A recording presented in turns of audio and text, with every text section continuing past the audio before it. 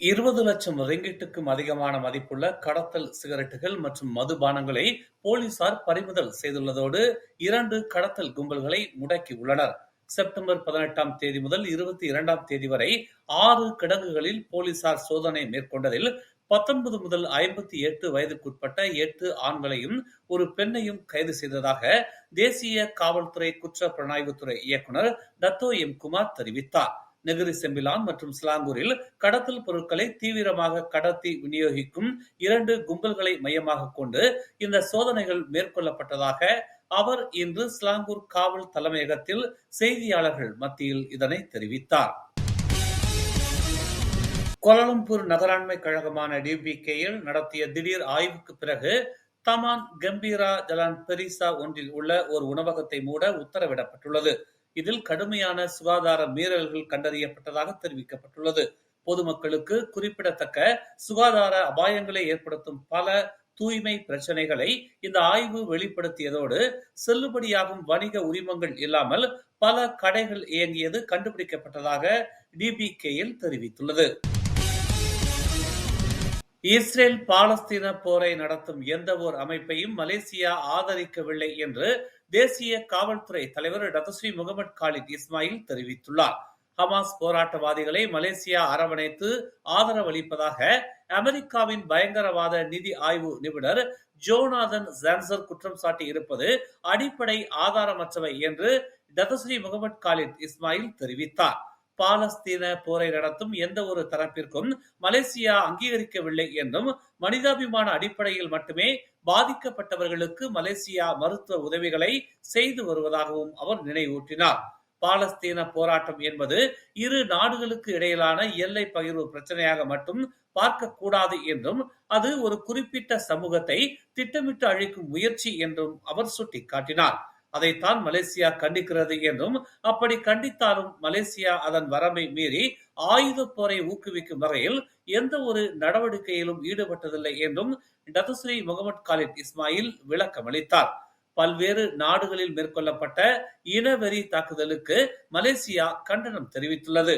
அந்த வரிசையில் பாலஸ்தீன மக்களுக்கு எதிராக நடத்தப்பட்ட தாக்குதலையும் மலேசியா கண்டிக்கிறது என்று அவர் பதிலளித்தார்.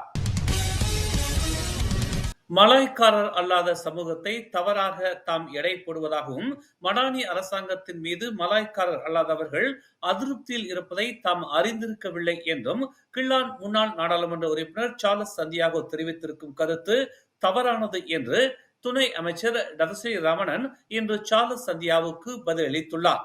மடானி அரசாங்கத்தில் மலாய்க்காரர் அல்லாதவர்கள் குறிப்பாக இந்தியர்கள் பயனடையவில்லை என்று வாய் வார்த்தையால் சொல்லக்கூடாது என்று தெரிவித்த அவர் ஆதாரத்துடன் நிரூபிக்க வேண்டும் என்று சாடினார்.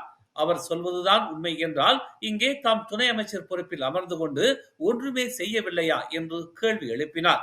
இந்தியர்களுக்கு பயனான தொழில் முனைவோர்களுக்கும் குறிப்பாக இந்திய மகளிர் தொழில் முனைவோர்களுக்கு சிறப்பு நிதியை வழங்கி வரும் தனது அமைச்சு அவர் கண்ணுக்கு தெரியவில்லையா என்று அவர் கேள்வி எழுப்பினார்.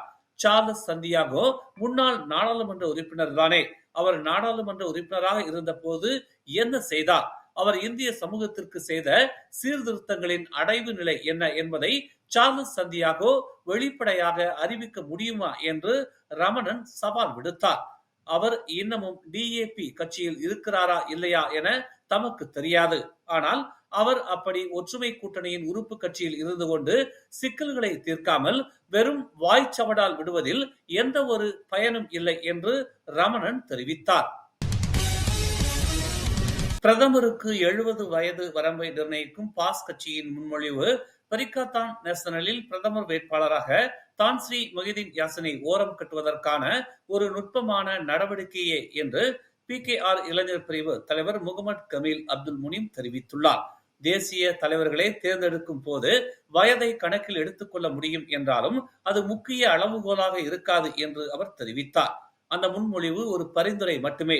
முன்பு 90 வயதுக்கு மேற்பட்ட ஒரு பிரதமர் இருந்த போது அத்தகைய திட்டம் எதுவும் முன்வைக்கப்படவில்லை.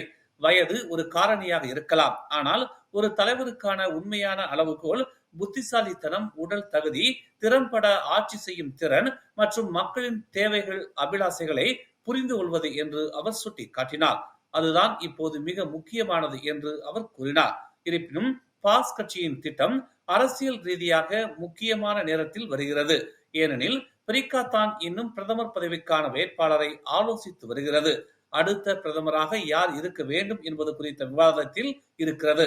எனவே இது தான் ஸ்ரீ முஹிதீன் யாசினை நிராகரிப்பதற்கான ஒரு நடவடிக்கையாக தெரிகிறது என்று அவர் கூறினார். வெளிப்படையாக எங்களுக்கு முஹிதீன் வேண்டாம் என்று சொல்வதற்கு பதிலாக வயது விவகாரத்தை ஒரு பிரச்சனையாக வடிவமைக்கிறார்கள் என்று அவர் கூறினார்.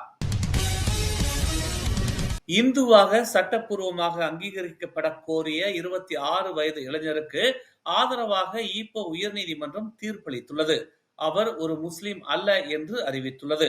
தேசிய பதிவுத்துறையான JPN மற்றும் பேரா இஸ்லாமிய மத மற்றும் மலாய் சுங்க கவுன்சில் மீது வழக்கு தொடர்ந்த சம்பந்தப்பட்ட நபர் இஸ்லாத்தை ஏற்றுக்கொண்டதற்கான எந்த ஆதாரமும் இல்லை என்று நீதிபதி புபிந்தர் சிங் கூறியதாக FMT தெரிவித்துள்ளது. பேரா இஸ்லாமிய மத மற்றும் மலாய் சுங்க கவுன்சில் அதிகாரி மாநில பதிவுகளின் அடிப்படையில் வாதி ஒருபோதும் இஸ்லாத்திற்கு மாறவில்லை என்பதையும் உறுதிப்படுத்தியதாக அவர் கூறினார். தெலுக் இந்தானில் வசிக்கும் அந்த நபர் ஒரு இந்து தாய்க்கும் அவர் பிறந்த உடனேயே வெளியேறிய முஸ்லிம் மதம் மாறிய தந்தைக்கும் பிறந்தார். அவரது பெற்றோர் ஒரு கோயில் விழாவில் திருமணம் செய்து கொண்டனர். ஆனால் ஷரியா அல்லது சிவில் சட்டத்தின் கீழ் தங்கள் திருமணத்தை பதிவு செய்யவில்லை. 2007 அவரது தாயார் இறந்த பிறகு அவரும் அவரது 2 மூத்த சகோதரிகளும் அவர்களின் அத்தையால் வளர்க்கப்பட்டனர். இந்நிலையில் சம்பந்தப்பட்ட நபர் நீதிமன்றத்தில் கூறுகையில் தான் வாழ்நாள் முழுவதும் இந்து மதத்தை பின்பற்றி வருவதாகவும் ஒருபோதும் இஸ்லாத்தை ஏற்றுக்கொள்ளவில்லை என்றும் கூறினார். 2012 ஆண்டில் இஸ்லாம் என்ற வார்த்தையை கொண்ட அடையாள அட்டை அவருக்கு வழங்கப்பட்டது. இதற்கு அவரது தந்தையின் மதம் காரணமாகும் என்று அவர் கூறினார். 2021 ஆண்டில் அந்த வார்த்தையை நீக்குவதற்கான அவரது விண்ணப்பம் JPN-ஆல் நிராகரிக்கப்பட்டது. இதனால் அவர் வழக்கு தொடர தூண்டப்பட்டார். பினாங்கு ஜார்ஜ்டவுன் தெலுக் பகாங் கடற்கரையில் பிடிக்கப்பட்ட முதலை ஸ்லாங்கூர் டெங்கிலில் உள்ள பாயா இன்னா வெட்லேண்ட்ஸுக்கு வெற்றிகரமாக இடமாற்றம் செய்யப்பட்டுள்ளது.